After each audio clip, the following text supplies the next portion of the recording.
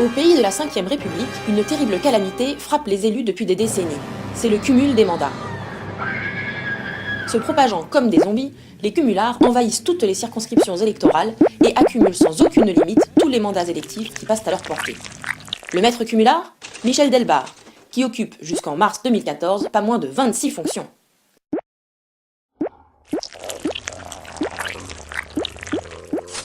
Son disciple, Jean-Michel Baillet.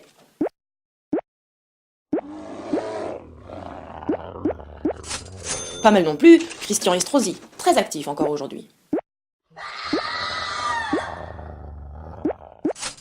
Le plus jeune, David Rachlin, qui n'a que 26 ans, mais a récemment été contaminé.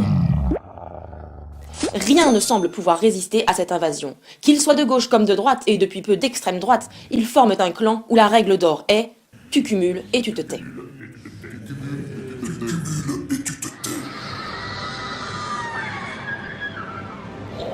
À Montreuil, en Seine-Saint-Denis, on connaît bien les cumulards.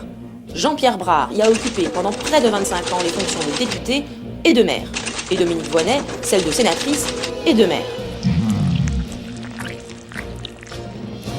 Mais en 2014, l'espoir revient. On voit apparaître un jeune responsable du Parti communiste français de 35 ans, il s'appelle Patrice Bessac. Conseiller régional d'Île-de-France depuis 2004, il présente sa candidature à l'élection municipale de 2014 à Montreuil.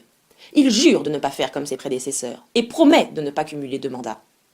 Ainsi, il signe la charte anticorps qui engage les candidats à ne pas cumuler plusieurs fonctions et à respecter une certaine règle éthique. Mais il ne s'arrête pas là. Il promet d'aller beaucoup plus loin en s'engageant à diviser par 2 ses indemnités et à démissionner du conseil régional dès son élection à la mairie. Et je me mettrai d'ailleurs en conformité en temps et en heure avec mon engagement de campagne. Voilà, vous avez senti faire ma question. Cumuler 2 mandats. Le 30 mars 2014, Patrice Bessac est élu à la mairie de Montreuil. Les citoyens de la ville sont convaincus que ce jeune maire respectera sa parole.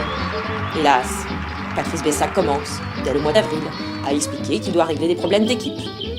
Alors, il diffère son engagement au printemps. Je vais appliquer à moi-même ce que j'ai indiqué pendant la campagne électorale, à savoir la démission du conseil régional, et ce avant la fin de l'été. Avant l'été. Puis, à l'été, mais l'automne arrive et Patrice Bessac n'a toujours pas démissionné. Interpellé par des citoyens, par des personnalités de sa ville, et même par son suppléant au conseil régional qui trouve le temps long, il finit par annoncer le 2 octobre 2014 qu'il ne démissionnera jamais de son 2e mandat. Il précise cependant qu'il reversera toutes ses indemnités du conseil régional au Parti communiste français. Il faut se rendre à l'évidence. Au pays de la Ve République, Patrice Bessac est lui aussi en train de rejoindre la grande famille des cumulards.